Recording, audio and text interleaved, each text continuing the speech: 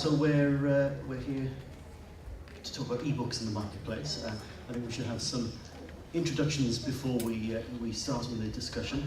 So we'll start at the far end with Mike Underwood. Hi, I'm Michael R. Underwood. By day, I'm the North American Sales and Marketing Manager for Angry Robot Books, featured publishers of such lovely books as this Dragons of Heaven by Liz Helms, out this last weekend, plug. I'm also an author with mostly digital first imprints, and then also with Lee at the Tor.com Novella Project, which has been renamed several times. And I try to be a bit of a publishing wonk, so this is very fun. I hope we have a great chat. Hi, local author Tyler Tork. Some of you might know me by a different name, but that's my nom de plume. I recently published my first novel, Dr. Dead, in paper and ebook formats, and have since experimented with self-publishing. So I don't know a lot, but I have a lot of questions myself, and can tell you what my experience has been. I'm David Segar. I'm editor for darkfuturesfiction.net. We just launched Phase 2 magazine, which is a quarterly sci-fi magazine, back in January. The third issue is out this month. So that's mostly what I have experience with. I'm Rory McQuillan. I write mythic fantasy, legendary fantasy, with a male erotic romance slant to it. I'm also a guest blogger for Queer Sci-Fi. And I'm presently out there with 3 different publishers, formerly 4, thank God, now it's only 3. So I have toxic contract stories to tell. And I'm a publisher, boo, yes. So my name's Lee Harris. I'm currently the senior editor with a new digital first project with Tor.com. We set up a new imprint publishing mainly novellas in print, ebook, and audio, and our first book's launching in 2 months' time. Very, very exciting times. Okay, so publishing has arguably moved on a lot, certainly a lot more in the last 10 years than it had in the previous 100. We're here to talk largely about ebooks, so before we get in with the deep questions about how the market works and how we do things differently with ebooks than we do with Dead Tree books, I'd like to just ask the panelists there, how did you start, or if you did start reading ebooks, how did you start reading them? I personally, my first ebook was American Gods, just as it was published, and that's 14 years ago now. And I've had a love-hate relationship with the format over the years. But let's start this end with Rory. I started reading them right about the same time I started writing them, actually. I go a ways back. I had to design my own college major in creative writing 30 plus years ago because respectable colleges didn't offer it back then. And my first manuscripts that I ever submitted anywhere were in very large boxes. So it was something of a surprise to come back to the industry 30 plus years later and be submitting in electronic format.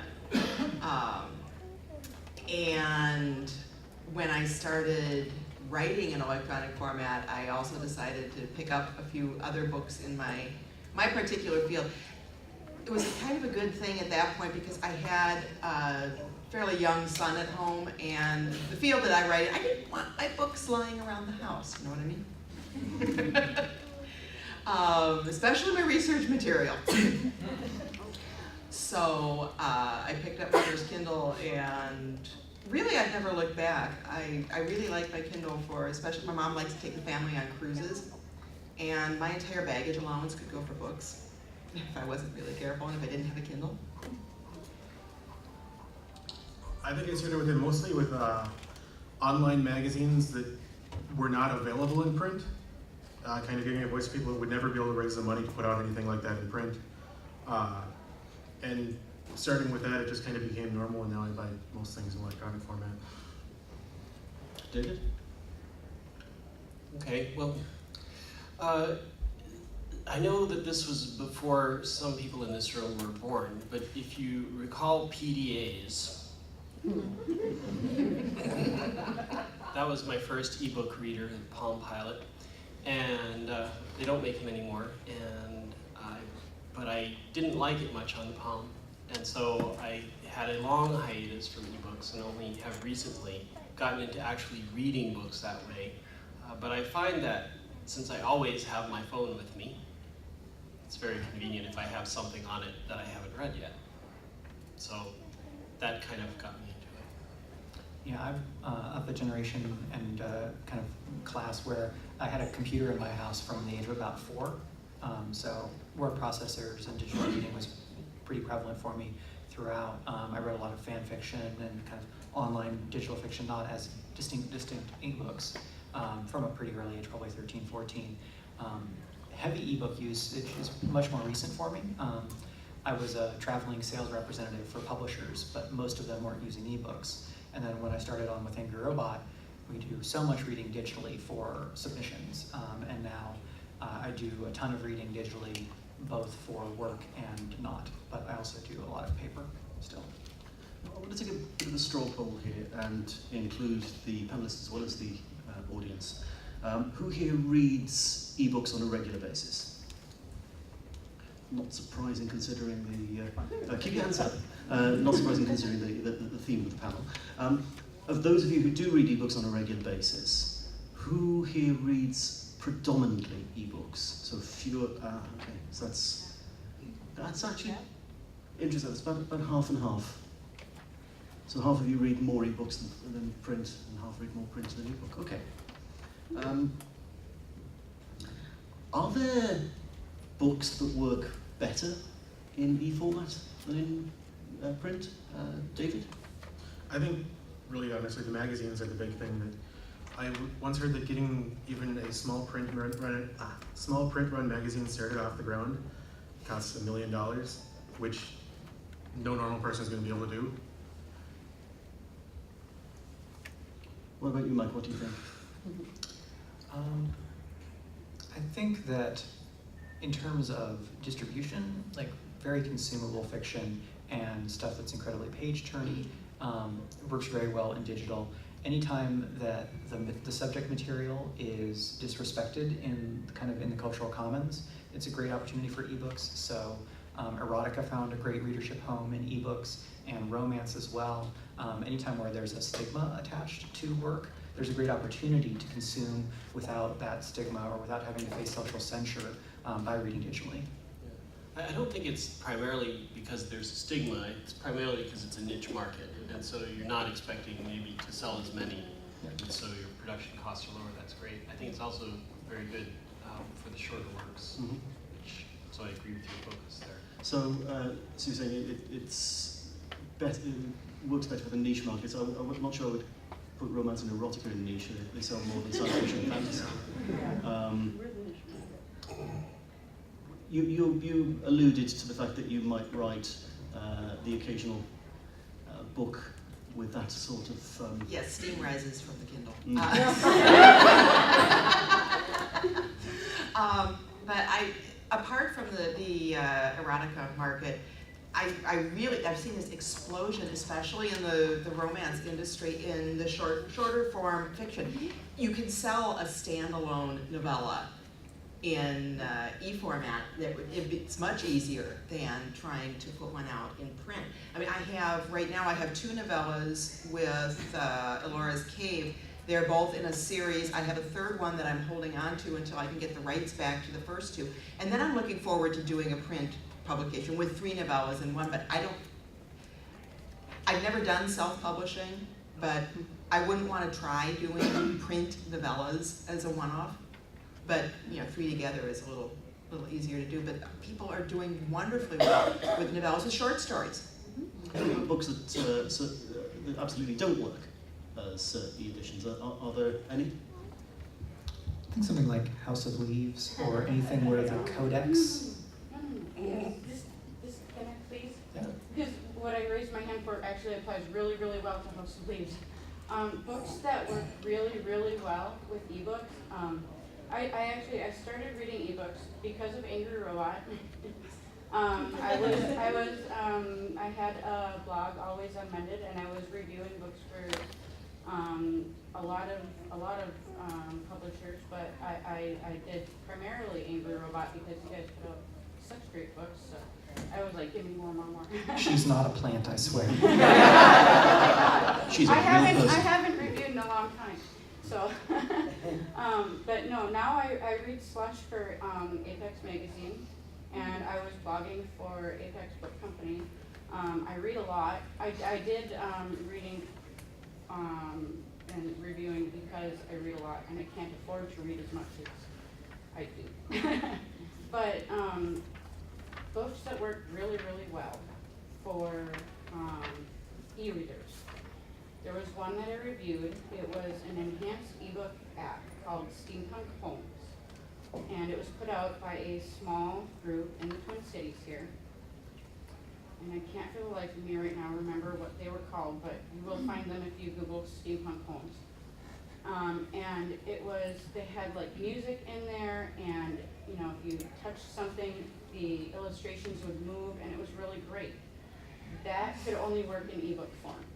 And then Mark Danielewski put out 3 different editions of the 50-Year Sword recently. He had his first Netherlands edition, but then he had last year, 2013 or whatever, he put out in the US the hardcover edition, then he had the limited deluxe edition in the slip case, but then he had the ebook edition, and you could only get it on the iPad, and it's amazing. It has music, and the way he has like the words arranged on the page, when it tells you about like the Forest of Falling Notes, the words fall down the page and the music goes through, and like there's piano notes that will drop down. Okay, so if we're talking about That enhanced can ebooks, only work in ebook. there are some that in that sort of format it really works as a standalone app, as opposed to a regular ebook in Kindle or ebook format. Mike, as somebody who writes, Well, it isn't in iBooks though. Yeah, but then that's only accessible to a very small minority of Right. the ebook readership overall. Right, but it can only work in ebook. yeah. There- Mike, as an author who writes for both print and ebook, who writes specifically for different types of publisher, do you approach writing for an electronic publisher differently to how you'd approach writing for a predominantly print market? Well, for a digital first market, you don't have to shoot for word counts that are normative within the trade distribution part of publishing. You know, in trade distribution, there were big moves within the like 80s and especially in the 90s, where price of paper changes and you want thicker and thicker books, and you have consumer practice where people are buying by the inch. In digital, you can move strongly against that. So the novella series that I'm working on for Tor.com are, it's 25-ish thousand words each. And that format, that freedom of being able to work in a shorter format, allowed me to tell a different type of story and tell it in a format specific way than if I tried to do a larger chunk of that same kind of story. So format created narrative opportunities. Something that you alluded to as well a short time ago. Yeah, right now I'm working on an expansion of a short story that I did for an anthology last Christmas. Now I'm working on it in novella format, and I don't have to worry about word count. Just hearing that phrase, I don't have to worry about word count. It's so wonderful. How do you, in a purely digital market, how do you make people find your books? I did a little bit of research before coming in, and in 2013 in the USA alone, I don't know how they got a figure this exact, but there were apparently 304,912 books published that year, which is around 835 a day, or one every 2 minutes. If you're standing in Barnes and Noble looking at the new releases, then it's quite easy to browse and find something interesting and new, something that you might not have thought about before. How do you do that when everything is online? Can I answer that? I think you can do it better when everything's online, because what you're seeing in new releases is just the things that the bookstore has chosen to carry, which might not include your lesbian werewolf romance that you prefer. And so it's, you go to Goodreads, you find a book you liked, you see who else liked it, you see what else they liked, you know? That's how I search. Mike?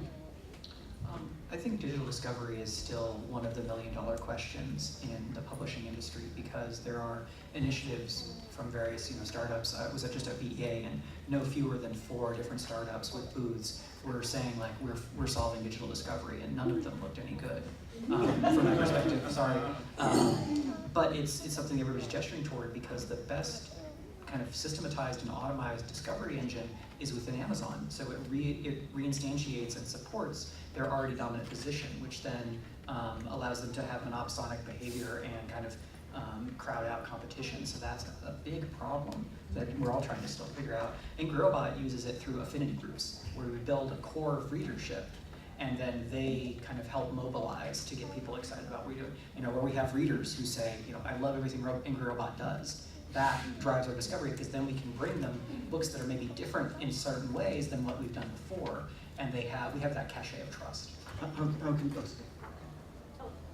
Just kind of a comment on Amazon, actually, because I had a friend who used to work for their digital publishing department, and one of the interesting things there is that it's not necessarily how many people buy the book that will bump it up the ranks, it's how many people look at the page and then maybe go off to look at something else also contributes to that. So there's a lot of different factors that go into bumping you up on number 1 in fantasy or number 1 in romance. I think it was Arthur C. Clarke who said any sufficiently advanced technology is indistinguishable from magic. That's kind of like the Amazon algorithm. Yeah, I have a friend who works in the relatabilities team, and she's a wizard, so. Okay, Mike, you mentioned things that Angry Robot were doing, but that's from a publisher point of view. How would you make your book more visible from an author perspective? That is a big question that I try to figure out. Blog tours have varying utility depending on who you ask. Coming to conventions gives you discoverability actions. In terms of digital discoverability, I think mailing lists are really important, because that lets you build your core. But then also from a very mechanical standpoint, if you're self-publishing, you control metadata, so the information about the book, and that points it in certain directions at certain audiences. So optimizing the way that you present the book on a strict data level helps you then get it in front of the right readers. One of the things that I've been trying that hasn't worked yet, but I haven't been trying it for long, is to try to think about what very specialized interest groups might be interested in what I'm working on. So it's set in historical San Francisco, this one is, for instance. So I'm going to Goodreads, for instance, and I'm looking for historical San Francisco as a list or a group, and you find that stuff. And so you're getting into a much shorter list that people who might be interested would be able to choose from. Looking at the short fiction market, it seems that the internet has, not quite, but almost killed short fiction in print form. Certainly in terms of magazines, not necessarily anthologies and collections. David, you're working in that sort of space. What are your thoughts? Really about the same thing, that finding these smaller groups that are interested in a particular thing. I know I've gained a lot of readers by just talking in cyberpunk Facebook groups and interacting with people that have that interest on Twitter and whatnot. Ebooks seem to be a lot more considered. How do I put this? When self-publishing first was a viable option for authors, there was a lot of stigma attached to it. It seems to have decreased at an amazing rate over the last 2-3 years particularly.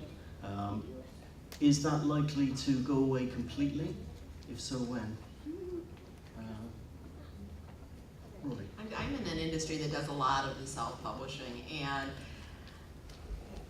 I honestly don't know, because some of the stuff that is self-published right now is amazing. There's a whole ecosystem of cover artists, editors, freelance editors, that are doing some amazing, amazing work. Then there are the people who decide that whatever they rolled out of bed and wrote this morning, they want to see up on Amazon by sunset. And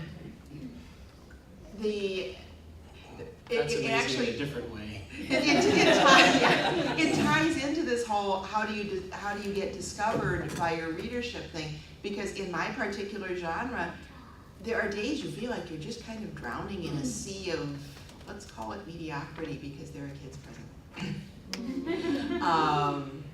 And it is really hard to stand out. Romance Writers of America has an app called the Novel Approach that's a searchable app that's very, very nice. And if you're a member of RWA, you can get onto that. But just kind of, you talk about the stigma in the industry, and some, at least in my corner of the industry, some of it's deserved. The more self-published millionaires there are, the less stigma there's going to be. But from my perspective, I just don't want to do all that work myself.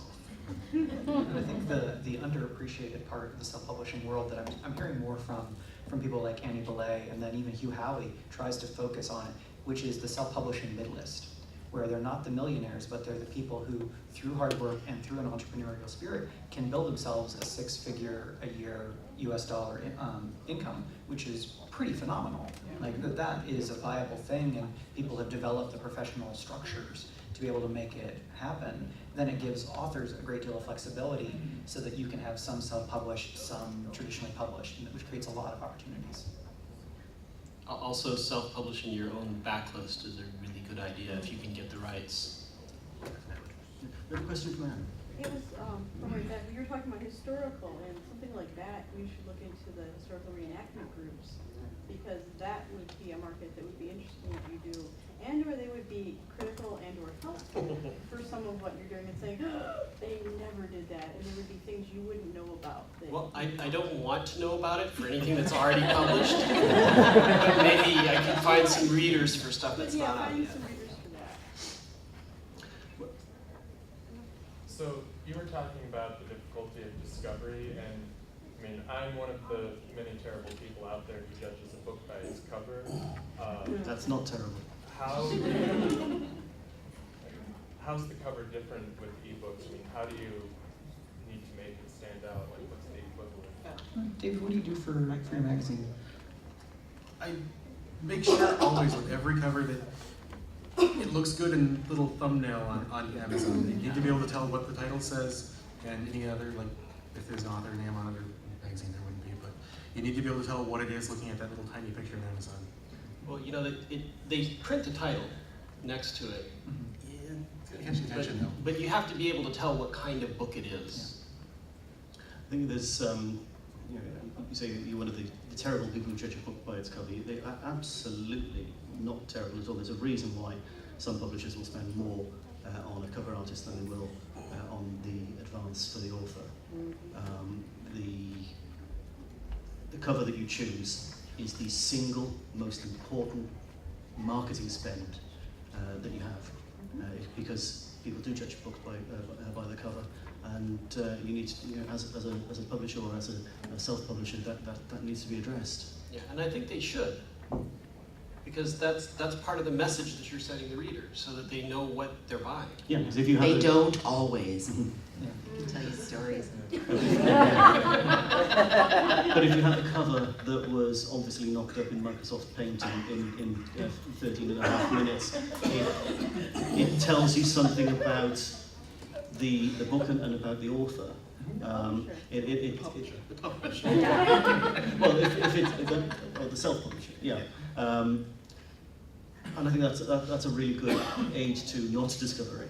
Yeah, and something I've noticed having a great deal of impact and quite a lot of success is contracting with an artist to do the entire series, an incredibly strong and consistent series design, not only in the cover but also then in the titling, far more extreme than you'll tend to see in traditional publishing for paperback because of the way that books are sorted next to each other. So you get a series where there's one word and then it's always, monkey business, monkey time, monkey all that. So there's such intense branding that happens because you look at a ebook carousel and they're not going to necessarily organize everything to the series. So you need to maximize any opportunity when you have, book 1 is here, you need to get book 2 and 3 and 4, and then you have all that coherence.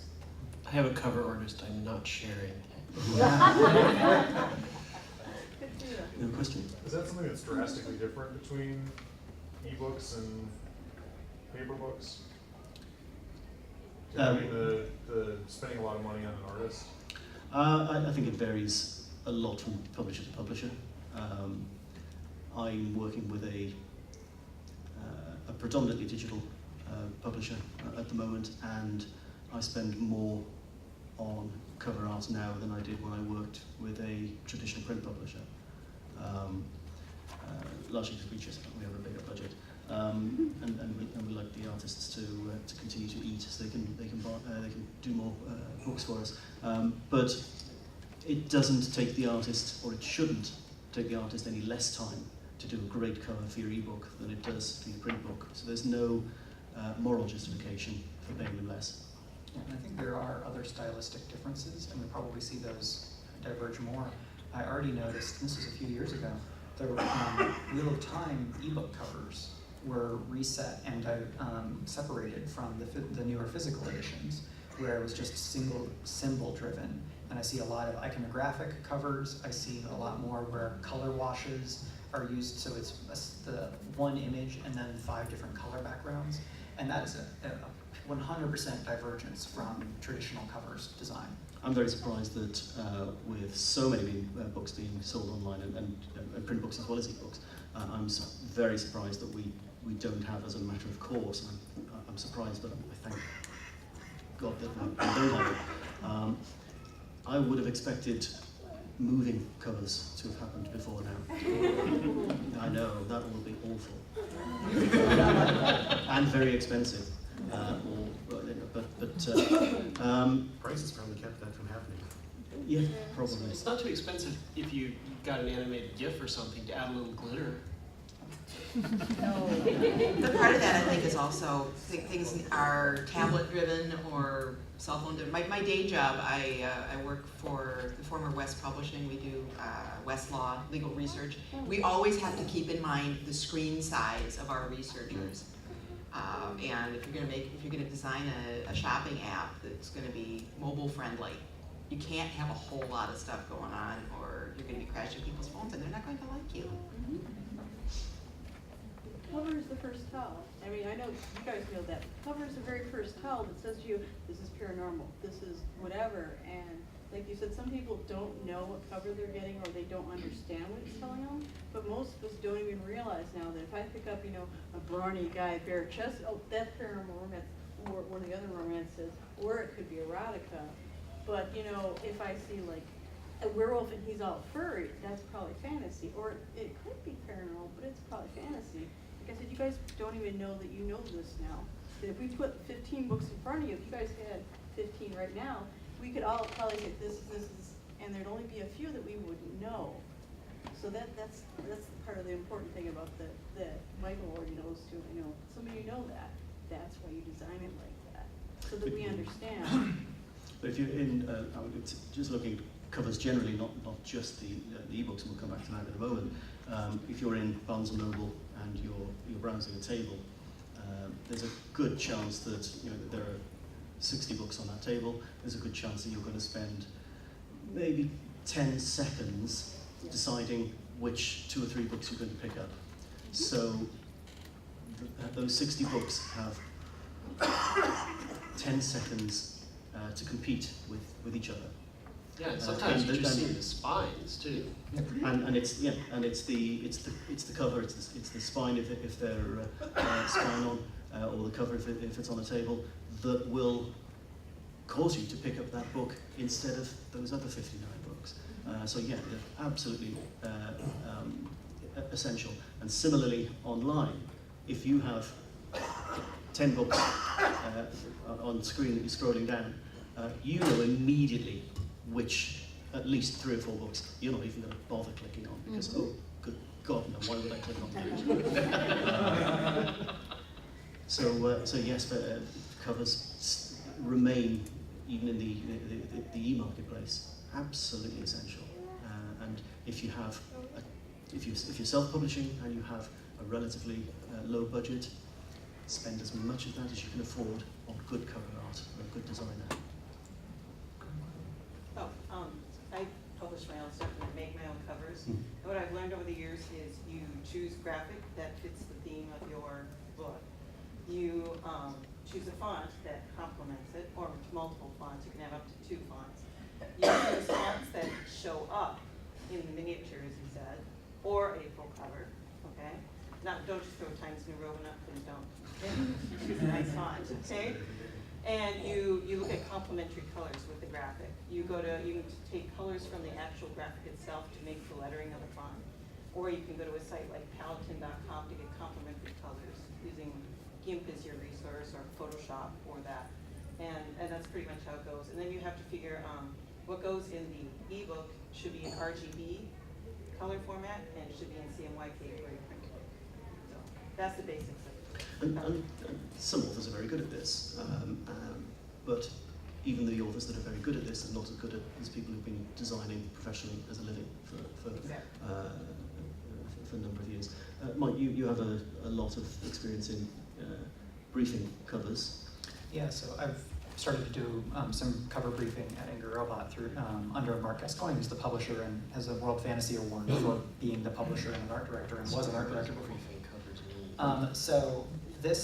So to get this cover, I didn't brief this one, but I briefed the sequel. So this, you give the title, you say this is the type of book that we're looking for, and we want a, Mr. Mystic, the hero of the piece, in silhouette with a fedora, see reference image 1, very much in the style of cover attached, and you kind of tell them the story of what you want the cover to be and what story it needs to tell. So again, speaking to that visual semiotic language, character in silhouette, fedora indicates kind of urban vigilante aspect. The dragon here indicates the East Asian influence. So a cover brief will bring together all the influences that you want to apply to a cover. That's a really nice cover, by the way. Thank you. Yeah, this is Amazing 15 is the designer. Great designer. Oh yeah, you guys used them for AR too, didn't you? Yeah. So you'll leave the artist some room to kind of bring their own creativity, but you have to indicate these are the subgenres this is going into. This is the feel we want. If you're contracting multiple covers at once, you have to create that series style. So for the second one, we have a different animal silhouette and then a different color background. So changing the colors is a really important thing. So you're writing a kind of inspirational but also business guiding letter to the artist or designer, and that's how an art brief works in brief. And I think it's important to remember that the cover of a book, it's not decoration, it's there to sell the book, it's there to do a job, it's a marketing tool. So even if you're very good at producing art yourself, if you're not also very good at understanding what the market is looking for, then that cover's not going to do its job. Question, Laura? As far as you said, we don't have moving covers on ebooks. I wonder if that is partly based on what people expect from books. I think about other images, like when I'm reading on a Kindle, it kind of bothers me that I have to swipe for pages, because when I read something online, I can just scroll up and that's much simpler, but because it's meant to evoke books so much, it kind of keeps a format that I maybe am not I don't like as much, but is probably better for someone who wants an authentic book experience. You can just tap. Yeah, that bothers me. I don't like that it stops, because when I'm reading something online, usually I can just scroll more. But that it's meant to feel more like if you're holding a paper book, a paper book, and if the idea of a stationary cover is just, they have to fit into what people right now think of as books. I think that's probably right, yeah. Yeah, I would find moving book covers on whatever website I go to buy them intensely annoying. And the first thing that I would do is write a browser plugin that would stop that from happening for this, because a book cover is an advertisement, and I don't want anyone cheating, okay? I don't want things going on that are distracting my attention from what I want to look at on the page. And it's the same reason I don't want to see moving ads. So, same deal. And It's like Lee was saying, you've got 10 seconds and 60 books in front of you. You don't want to have to watch a cover cycle through its... there's that too. Yeah. Yeah, and yet the new Jonathan Franzen cover in the United States is a lenticular cover where it has that variety. But Jonathan Franzen is now his own genre. So all it has to do is remind you that it's a Jonathan Franzen cover and it's done. So there's different positions of work, or authors create different opportunities and demands on what then the cover and the packaging have to do. Rory, do you approach, it's a similar question to one we had earlier, but do you approach the writing of a book differently, forgetting about the word count side of things, but do you approach the writing differently if you know you're predominantly writing for electronic format rather than print? Well, I write pretty much for electronic format. Several of my publishers do print on demand, and that's how I get into the print aspect. But I just think the overall, the story arc is dictated by the word. It is still a matter of word count, kind of. I'm having a really interesting experience expanding this short story because I was making story choices based on how many words I knew I had. The reason that the original short story was only 7,000 words was because I had a toxic contract that said anything over 7,000 words I had to offer to a different publisher first. And the only way I could actually offer it to the publisher that was doing the anthology was if it was under 7,000 words. And I was making plot choices very, very differently. My other major project that I'm still working on is my Soul Shares series, which is 8 books. And I've got story arcs that run for 8 books. And when you don't have to worry about word count, it's incredibly liberating that way. Of course, I'm sure there are publishers who would tell me that I just need to learn how to shut up. But it is really wonderful. What's the you write a lot, Mike, for different digital publishers. What's stopped you from self-publishing? So far, it's been that I've had people offer on stuff that I was excited to work on. But I do intend to self-publish within the next couple of years whenever the situation applies. At this point, I now have a decision calculus of here's a project that I want to work on. Here are some possibilities of what it might be able to do with trade distribution for print, and here's what it might be able to do self-publishing. And self-publishing print is always going to be a very, very small percentage in the current market. That may change. So I'm trying to figure out what I want out of my career, and then where does this project fit? So there are some stuff that I'm working on, or that are a follow-up on what I'm working on, where self-publishing is definitely an option that I'm considering. What would make you decide to work with or without a publisher for a particular project? Me?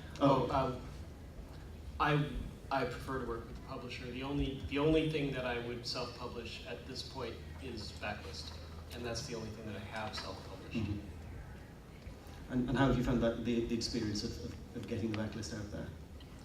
Well, I've only done it once so far, and I think I've sold 9 copies. But it was relatively easy. You know, you need to follow the instructions and make sure you format it correctly. And like I said, I have a very good cover artist who works for a reasonable amount of money, and so I just put it out there. And once you've got it, then you can put it on all the platforms very easily. So It's amazing how many people don't follow those instructions. yeah, it really is. But yeah, I certainly do it again in a heartbeat as soon as anything else I have goes out of print. Cool. Questions? Yeah, so you were saying it was liberating not being defined by word count. Like, have there been times when, you know, constraints have actually made you think more creatively? I know a lot of movies have that. Oh, yeah, definitely. I like working in short format. I like to go between projects. I like to work on something in my big story arc and then go back and deliberately try to fit myself into a smaller space.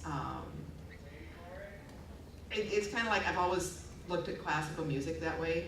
My ex-husband and I have an ongoing argument about whether Mozart would be one of those people who, if he were alive, they would be just pushing pianos downstairs. And I don't think so. I think that having to work within constraints can actually be liberating in some ways. It can make you more creative. Are there any categories or genres that you think don't work so well in the ebook format, or just don't do so well in the ebook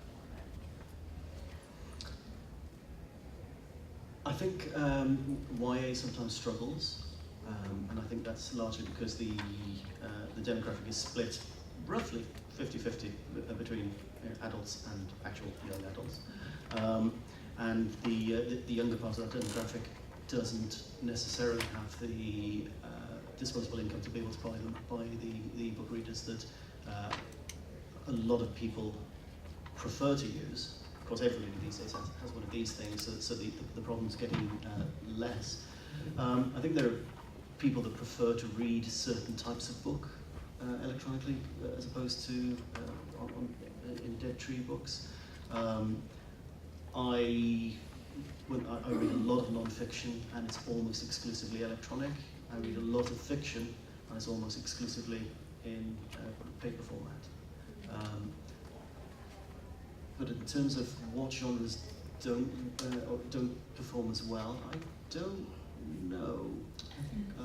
Richly illustrated nonfiction is can be tricky because if you have like an iPad or a tablet where you have that high resolution capability for reading digital, that's fine, but then the file sizes are gigantic. But even if you have a really good display, it doesn't approach what you can do on paper still. Yep. And so if you've got, Tufty on the display of quantitative information, that's not going to work so well as an ebook. Yeah, and the design challenge to reflow in different font sizes with richly illustrated things is something that I'm told from a designer standpoint is a huge challenge.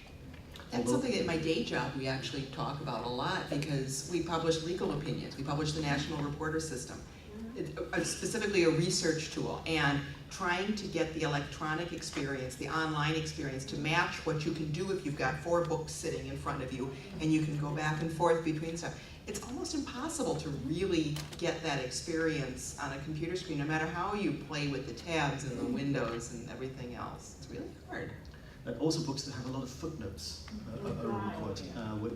Our first book that we're publishing under our new imprint has a lot of footnotes. Thankfully, it's not Jonathan Strange footnotes that are longer than some books I've read. But those can be awkward, particularly for the longer footnotes, which it's just an annoying reading experience on a Kindle. I haven't actually run across any books with footnotes in ebook form. Does it jump? It varies on the ebook reader. What tends to happen these days, if you click on the footnote number or the asterisk, a pop-up window will come up with the footnote. That's in the original Kindle. That seems like the best way to do it, but yeah, I get that it could be kind of annoying. So Lee, I wanted to see if maybe we could talk about subscription services. If any of our panelists are familiar, I'd love to defer to them first so I don't talk too much. Well, let's throw that out to the audience. Let's get another poll. Do any of you subscribe to ebook subscription services? Couple. 2, 3, 2 or 3. And which one? Fantasy and science fiction magazine. Okay. We use Scribe.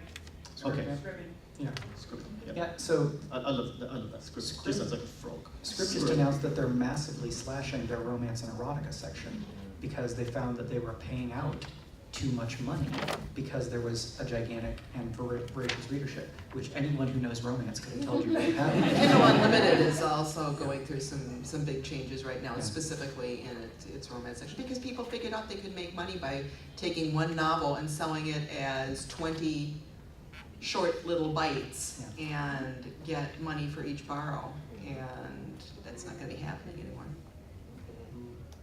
Well, there are different types of subscription service, of course, with ebooks. We've just heard about two of them. One way you subscribe to a series, whether it's a magazine series or whether it's a book series. Another way you have essentially an all-you-can-eat subscription where you pay a set monthly fee and you pull things out of their library. I don't know if that's a viable model, certainly at the moment with the amount that the subscription companies are paying to the publishers and therefore on to the authors. I don't think that's something that can continue at that level. Doesn't Bain still do that? Doesn't Bain still do that? The whole being able to subscribe like all month or something? I mean, I don't use it, that's how I'm naturally sure. Yeah, but theirs is self-contained. Yeah, the all-you-can-eat has brings up a lot of questions because Oyster and Scribd pay as if it were a normal ebook, and then Kindle Unlimited has payout. Its payout is divorced from item price, and it's arbitrarily proportionally determined based on an Amazon-determined pool. So that's a huge variance in how that payout is determined. On the other hand, you have something like in music, any of those subscription services, which tend to pay fractions of a penny per consumption. So there's a lot of different possibilities for this model, many of them not great for the authors. Yeah, you know, the difference with music is people tend to listen to the same song over and over again. They don't so much tend to read the same book over and over again. Or if they did, then they could buy it. But yeah, I think that what Amazon is doing is a really bad deal for the publishers and writers. I mean, they set the size of the pool, and then you're competing against everyone else, as opposed to if you sell more, you make more. There's a definite limit to how much you can make. And they also have an exclusivity arrangement. You can only publish through Kindle Unlimited, which just cuts off all your other options. Yeah, I'm not going to play in that game. That actually kind of ties into what I was going to ask about, which was if you guys could talk a little bit about the proportion of sales that you make in different venues as far as Amazon or iBooks or Nook and stuff, and then also kind of positioning yourself strategically so that you're not at the whim of Amazon as far as algorithm changes, all of a sudden having your income or something. Yeah, Amazon, Mike will know more about the actual percentages than me, but Amazon is still, it's not the only game in town, but it's the most important. Apple is nowhere to be seen. Nook in Barnes & Noble is a very important player, but yeah, it's Amazon either way. Yeah, the last percentage breakdown that I've seen as kind of industry-wide on ebook was Amazon 60 to 70% of unit sales. iBooks is upwards of 15 now, which is actually huge strides. Nook used to be about 15, but has taken losses. Kobo varies between 2 and 6, much more so in Canada than in the US. And Google Play is, I think, still no more than 1 or 2%. For Angry Robot, the Amazon percentage is even higher, actually, and I think that's been my experience in popular fiction genres. I don't know what you all else have found. It also varies hugely from country to country. So in the US, there are more people selling ebooks than pretty much anywhere else. In the UK, Amazon is probably 80 to 90% of the market. There's no good EPUB market in the UK. Everybody has a tiny share. Is Smashwords still? Does anybody still do anything with Smashwords? I use it. Yeah. Okay. Yeah. I like it in theory, but I have never sold anything on it ever. Yeah, that's so I think I mostly hear people using Smashwords as a distributor more than as a retailer. Okay. Yeah. I have a poll. I want to take a poll of the audience. If you had available to you a free browser plugin that whenever you were looking up a book on Amazon, it would pop up a sidebar showing where else online you could buy that book. How many of you would install that? All right, I'm adding it to my list. That brings up another We're thing. taking a percentage. What that brings up to me is DRM and walled gardens in terms of controlling ecosystems. And I think publishers played exactly into the retailer's hands by asking for digital rights management on ebooks, which then a reader, and this is my experience, other people may have very different ones, the more you buy into an ecosystem, the more you just spend all of your time reading that ecosystem, and you lose the ability to move your material through into other ecosystems because you actually literally do not own the ebook. Most of the time you have a license. So there's a lot of consumer-oriented exploitation built into these models, but it's very hard to fight it. Well, see, this is the reason I don't have a Kindle reader or a Nook reader. I mean, I've got the Kindle program and the Nook program and the Kobo program, for that matter, on my tablet, and I can go where I like. Okay, we've got time for probably 2 more questions. So my big question is, because we faced it with our agency, is when you do have electronic books going out there and you want to do events, how do you get the physical bookstores to buy into doing an event with your electronic book? You have to kind of get creative, but the physical bookstores want something in their hands, and you have an electronic book. How do you get the in real life experiences? I like to the buy it? question, I don't know the answer. One of my publishers does purchase codes that you can get. I can do flats, cover flats, or whatever publicity I would like, and affix a code, and those sales go through my publisher's website rather than through Amazon or something else. And then my other publishers will make print copies available for events like that. Do you do kind of in-person direct consumer sales?